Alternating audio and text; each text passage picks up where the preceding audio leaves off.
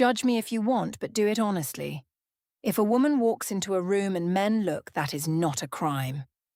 I did not chase every man who smiled at me. I smiled back because of course I knew what I looked like, and my husband knew it too when he married me.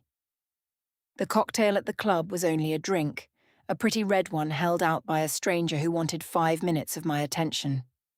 Timo sat beside me, turning his glass by the stem, quiet the way jealous men get when they know they cannot win the room.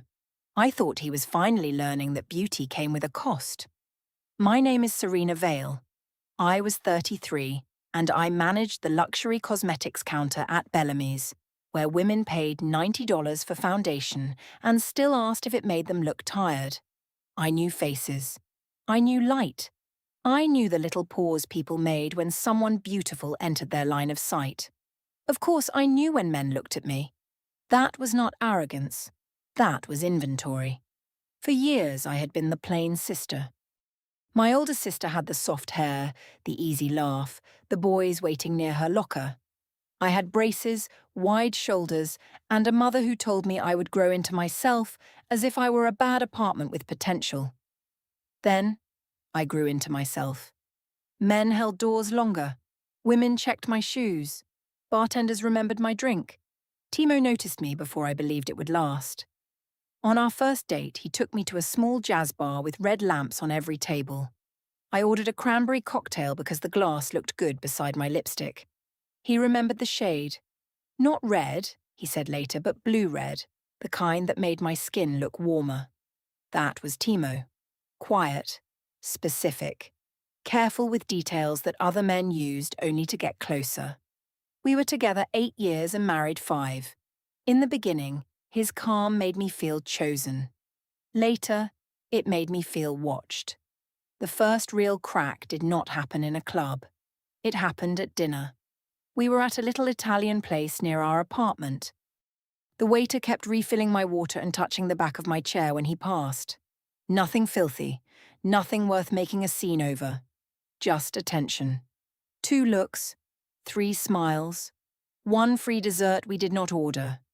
Timo saw it. He always saw it. He turned his water glass by the stem, slow circle after slow circle. Then he asked if I liked making men think they had a chance. Soft curiosity. That was how he started when he wanted to be hurt, without calling it hurt. I told him not to be insecure.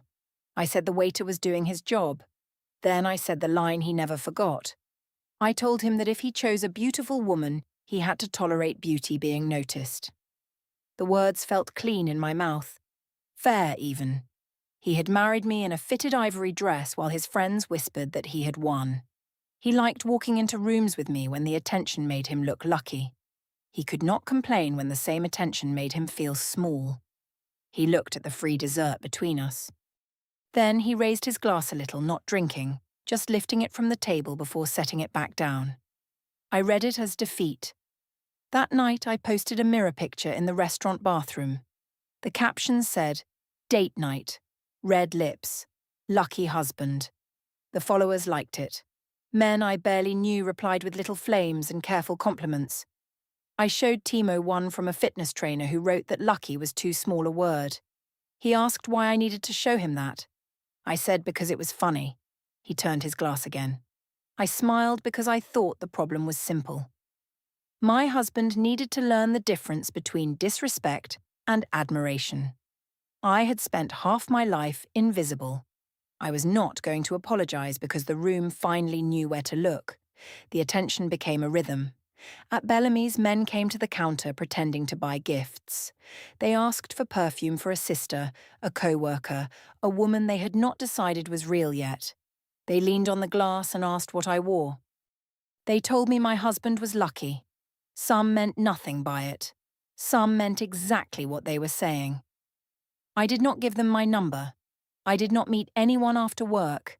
I did not cross the lines people like to name because naming lines makes them feel clean. But I liked the warmth of being wanted. 1 look, 2 compliments, 3 messages waiting when I checked my phone in the stockroom. Of course, Timo noticed. He noticed the delivery driver who waited for me to sign, with a smile too wide for a package drop. He noticed the bartender who placed mint in my drink after I said I liked the smell. He noticed the man at the gym who offered to adjust a machine I already knew how to use. Timo did not yell. He did not grab my phone. He did not forbid me to go anywhere. That was part of the problem. He made quiet sound like judgment.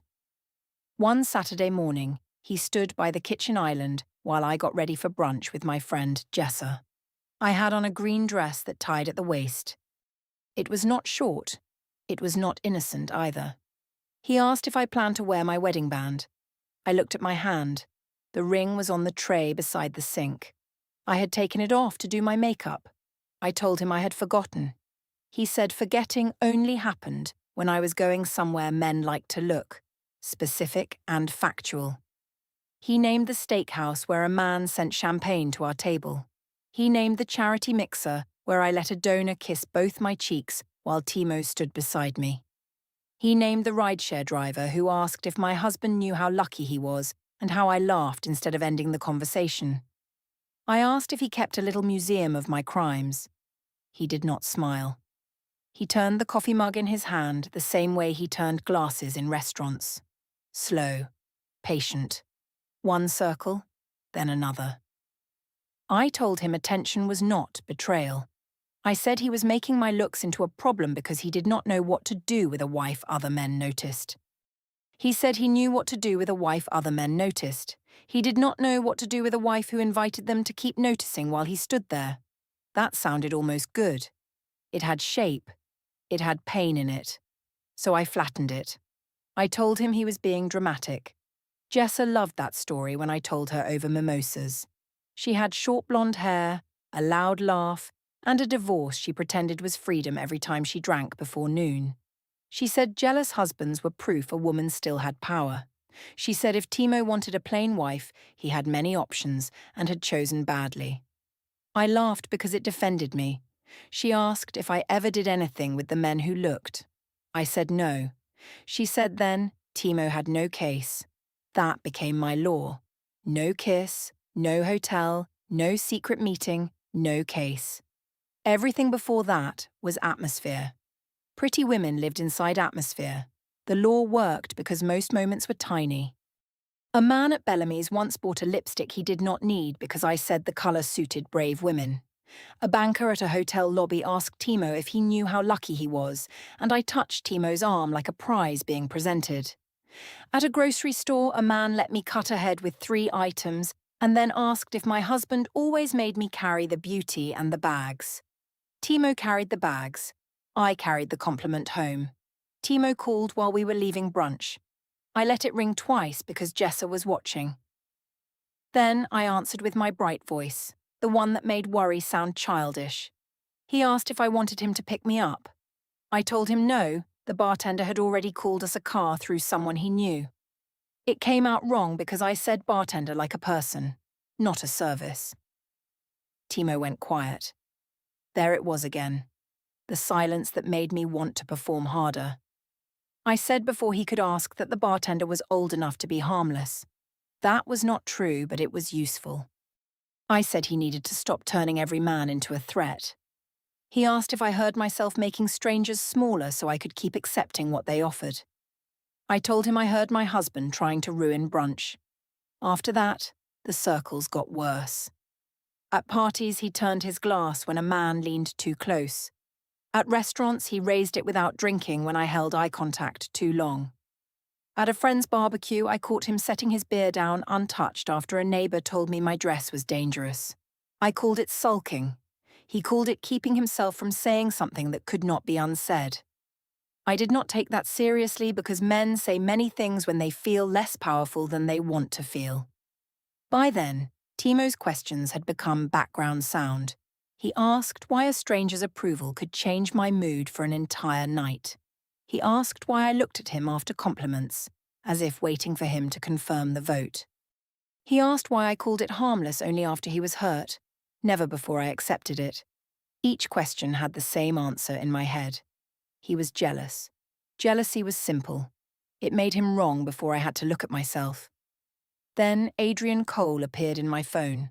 Not in my messages. Not yet. In Jessa's stories. Adrian was a club regular, a nightlife investor, the kind of man who owned parts of places instead of standing in lines outside them.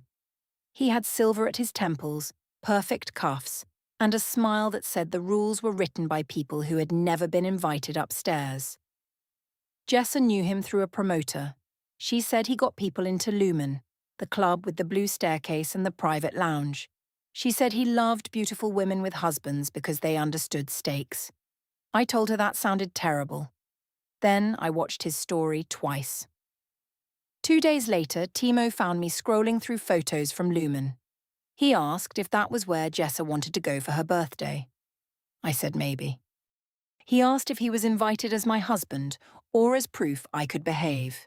I told him not everything was about his discomfort. He turned the glass of water beside him, slow, slow, slow. I read it as weakness because that was easier than reading it as warning. Before Lumen, there was the rooftop. Jessa's birthday started at a hotel bar with glass walls and tiny tables too low for comfort. The city looked expensive from up there. Every drink came with a garnish. Every woman checked herself in the dark windows before sitting down. I wore a black satin dress and the red lipstick Timo liked. Not for him only. I told myself it was for me, which was mostly true and partly a lie. Timo arrived after work in a navy shirt with the sleeves rolled once. He looked good, but in a quiet way. That was always the problem. Timo was handsome after you already loved him. Other men were handsome before they opened their mouths. Jessa hugged me and told me I looked illegal. I laughed. Timo heard it and gave her a polite smile. The promoter came over after the second round. His name was Marco. He was not important except that the room acted like he was. He knew the bartender, the DJ, the woman in the corner taking photos for the hotel's page. He leaned in close to hear me over the music even when the music was not loud. He asked if I was Jessa's friend from Bellamy's. I said yes. He said he had heard I was the beautiful one with the quiet husband. Of course I laughed. Not because it was kind, because it put me where I wanted to be. In the center, with Timo visible at the edge of the sentence. Timo's hand stopped on his glass. Marco asked for a photo for the birthday post. Jessa pushed me toward him. I told Timo with my eyes not to make it weird. Then Marco put one hand near my waist, not quite on it, close enough for the room to understand the shape of the picture. The flash went off. 1 photo. 2. 3.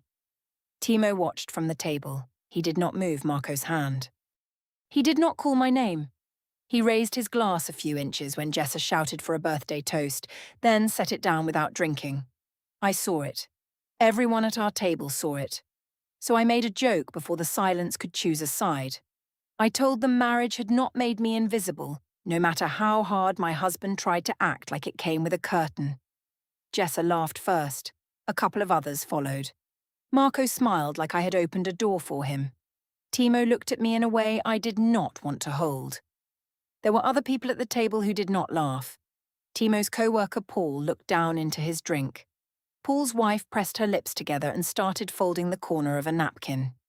Even Jessa's cousin, who loved any mess that did not belong to her, glanced at Timo before smiling again. I saw all of it. Of course, I treated their discomfort like proof that I had said something bold. Some rooms do not know how to handle a woman who refuses to shrink. That was the sentence I gave myself while Timo sat there, not shrinking either, just becoming harder to reach. Quiet debrief came later, near the elevators. He asked why I needed to make him the jealous husband in front of everyone. I said he had done that himself by sulking over a harmless picture. He said Marco's hand was not harmless if I needed my husband's silence to enjoy it. That annoyed me because it was too precise. Timo had a way of making my choices sound smaller and uglier than they felt while I was making them. I told him he had enjoyed being seen with me for years. I told him men noticed me at our wedding, at his office party, even at the grocery store. I said he had no problem when their attention made him look like the man who had won. He only had a problem when I enjoyed it too. He did not answer right away. There. That was the part I was right about, and I knew it. Timo liked my beauty when it worked for him. He liked the way men looked at me and then looked at him. He liked being underestimated by the room and then corrected by my hand in his. He could not refute that cleanly.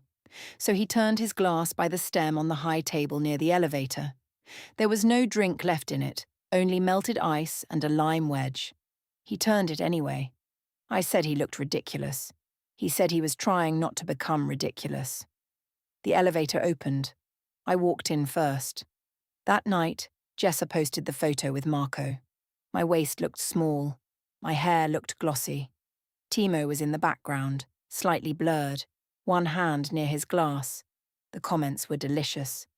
Someone wrote that I looked single in the best way.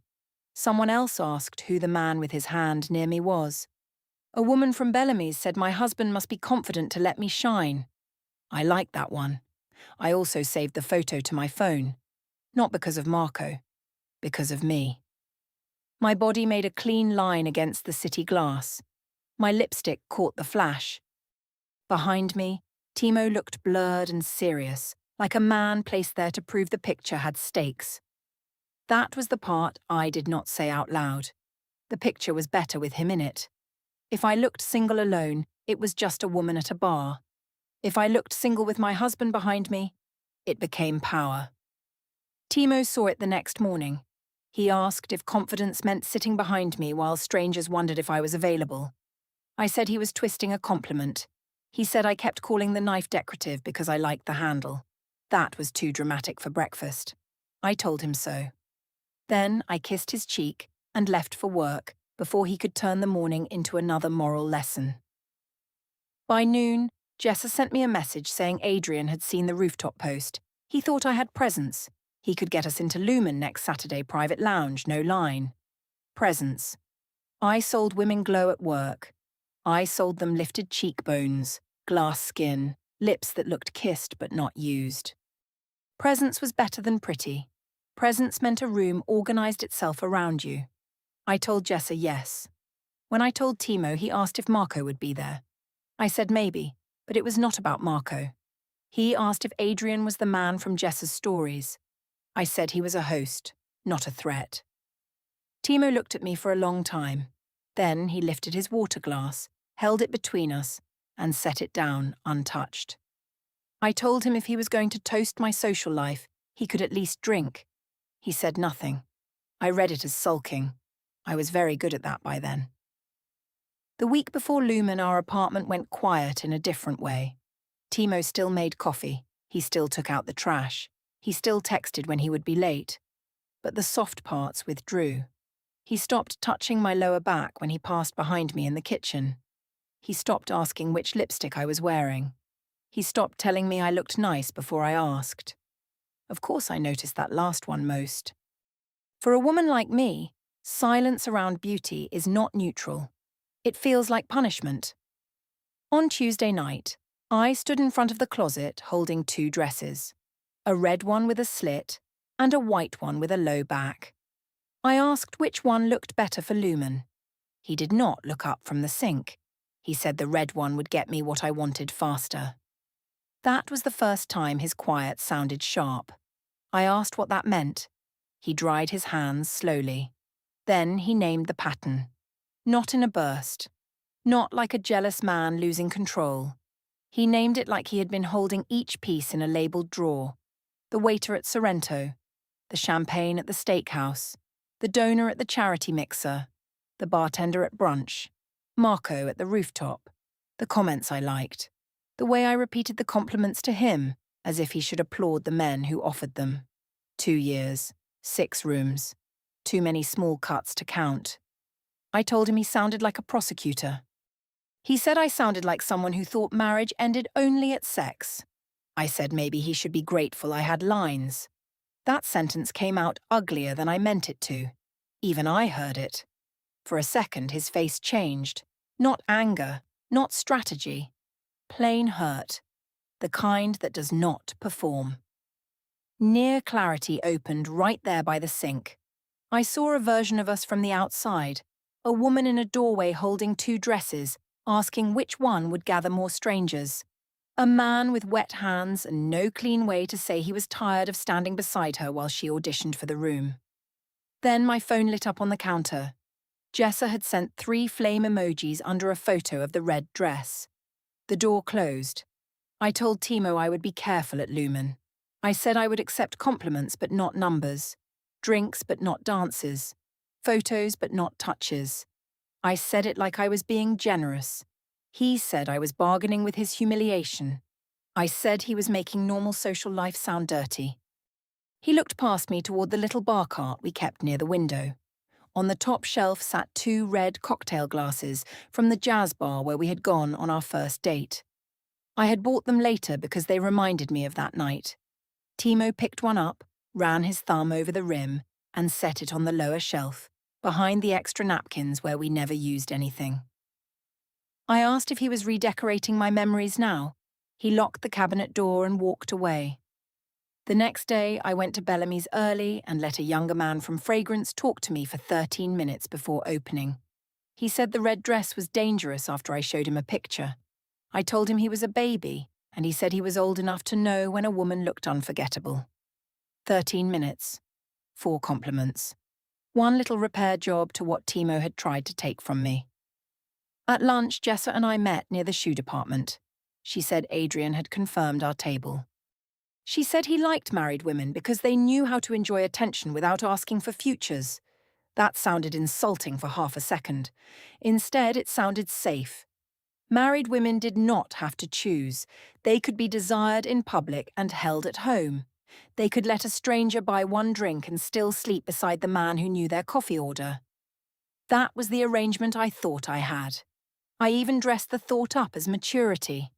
I told myself marriage was not a cage, and Timo's discomfort was proof he had old ideas about ownership.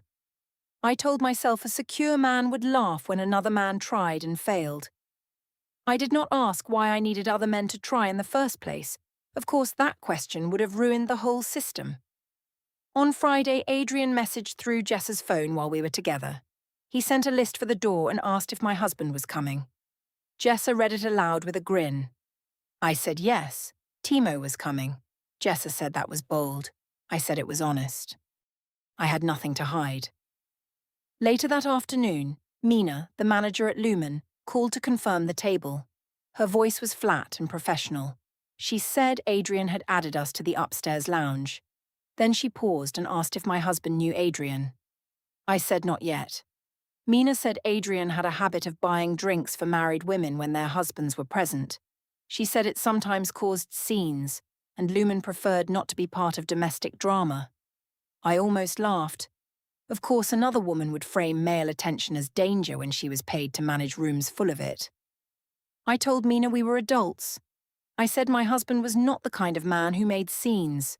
She said that was what people usually said before scenes. I hung up and told Jessa. She said Mina was jealous because Adrian flirted with customers and not staff. That explanation fit better, so I kept it. Still, Mina's warning stayed under my skin. I changed earrings twice that afternoon. I packed blotting powder, perfume, and a backup lipstick in my small bag, as if preparation could make the night clean. When Timo came home, I was standing in the bedroom with the red dress zipped halfway and my phone propped against a jewelry box. He asked if I was filming myself getting ready. I said it was only for me. He looked at the phone screen, then at the dress, then at me. The glass in his hand did not move. That night, Timo asked who Mina was. I said the club manager. He asked why a club manager had called me directly. I told him she was confirming the table. I left out the warning because warnings turn into arguments when men are waiting for proof. Timo looked at the red dress hanging on the closet door. He turned the glass of water in his hand once, then stopped it with 2 fingers. He said Lumen would be simple. I asked what that meant. He said I would choose the room, or I would choose him. This time I would not get to call both the same thing. I told him ultimatums were ugly. He said so was making him watch me pretend to be available. The sentence sat between us all night. I slept badly. In the morning, I picked the red dress. Before we left for Lumen, Timo gave me one clean offer. He stood by the apartment door in a black jacket I had bought him 2 birthdays ago. He looked calm, almost formal. No glass in his hand, no turning, No small circles to mock in my head. He said we could stay home, not because he was afraid, not because he wanted to win. He said we could order food, open the red glasses from the bar cart, and talk like two people who still had a door. For a second I saw it. The couch. Takeout cartons. My heels kicked off by the table, Timo pouring cranberry juice into the old glasses because we had no cocktail mixer.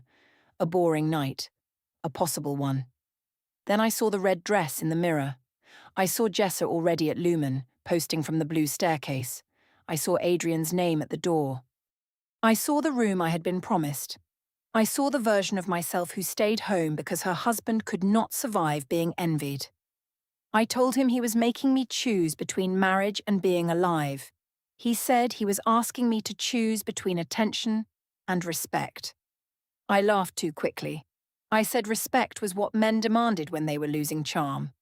Then I said the true thing, the one he could not throw back at me. I told him he had loved being married to a beautiful woman when it made him look lucky. He had loved the office parties, the weddings, the double takes from men who wondered how quiet Timo had gotten Serena Vale. He only hated the attention when it stopped flattering him and started feeding me. He looked down. No answer. That silence fed me more than any apology could have. It proved I was not inventing everything. It proved his hurt had pride inside it too. He opened the door and said we should go. The car ride was quiet. I counted streetlights to keep from asking if he was angry. 7, 12, 21. Outside Lumen, people stood behind velvet ropes in jackets too thin for the weather. The blue staircase glowed through the front windows. Jessa met us by the entrance. She kissed my cheek, then Timo's, but her eyes moved between us. She could feel the weather. For once, she did not make a joke.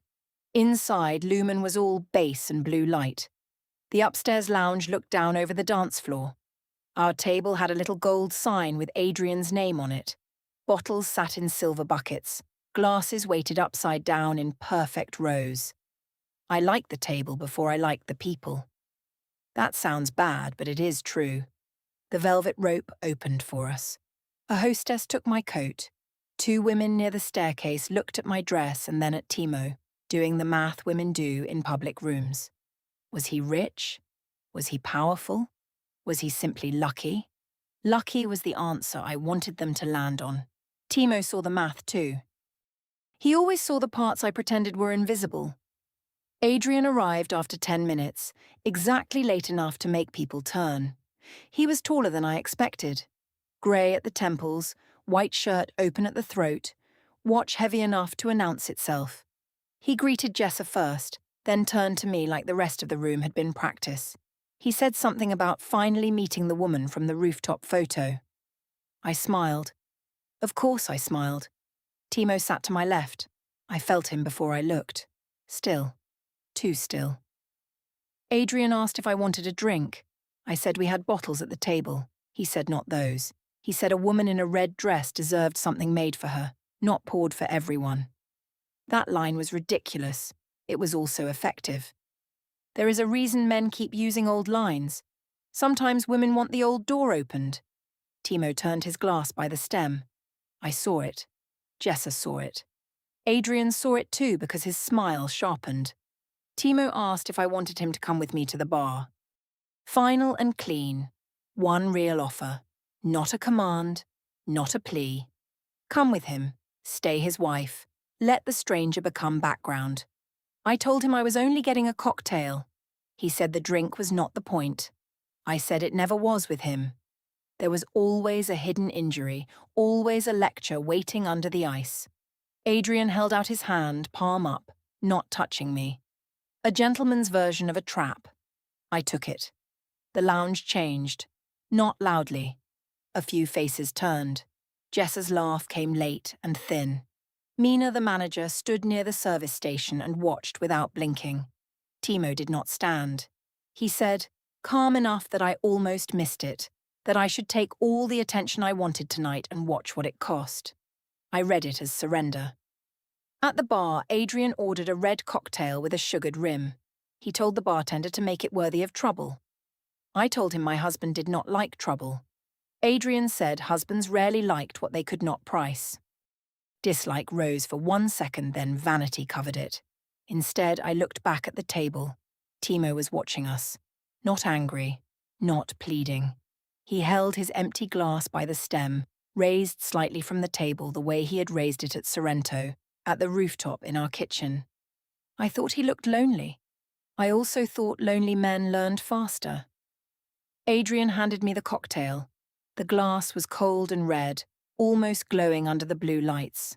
I carried it back myself because I wanted Timo to see that I had nothing to hide.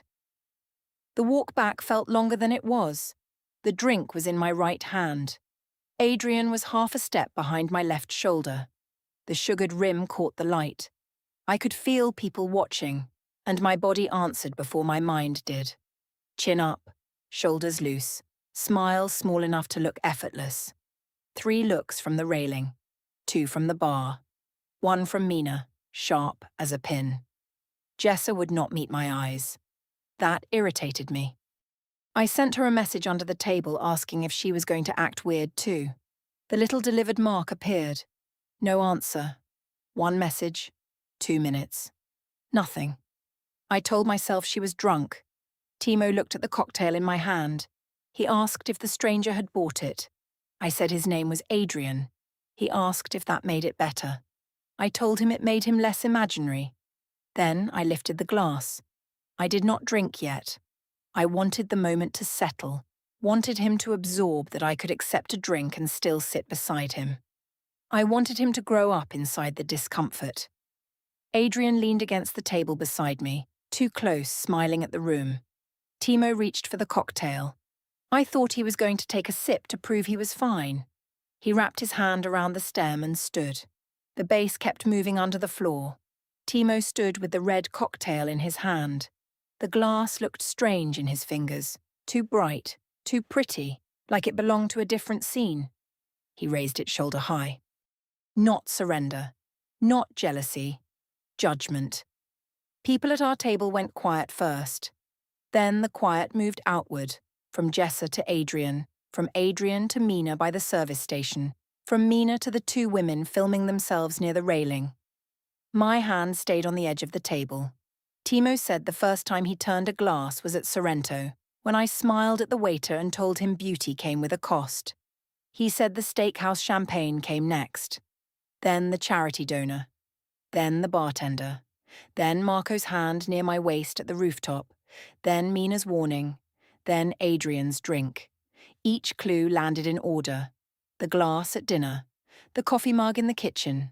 The raised toast he did not drink. The red glass moved to the lower shelf. The clean offer at the apartment door. He had not been sulking. He had been counting. Timo looked at Adrian and said the cocktail was not the insult. The insult was that I needed my husband sitting beside me while another man proved I could still be chosen. Adrian lifted both hands and stepped back from the table. Just like that. No rescue. No charming line.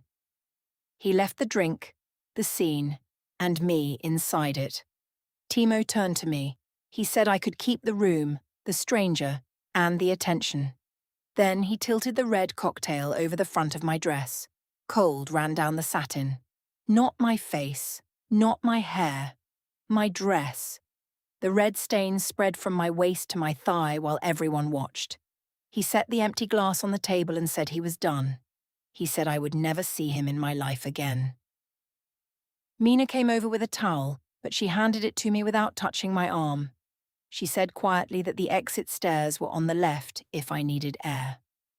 A man near the railing lowered his phone when Mina looked at him. The women by the staircase stopped smiling at my dress and started looking at the stain. That was the first time all night the room saw the same thing Timo saw. I tried to laugh. The sound did not land. Jessa was gone from the booth. Her purse was gone too. The divorce petition and temporary financial orders were filed the next week. Timo stayed in our apartment while I slept for 12 nights in Jessa's guest room, then in a short-term rental when her new boyfriend said he needed space. The credit card with the Bellamy's discount went into my name alone, along with the club tab Adrian had not paid after he left. Jessa stopped inviting me out.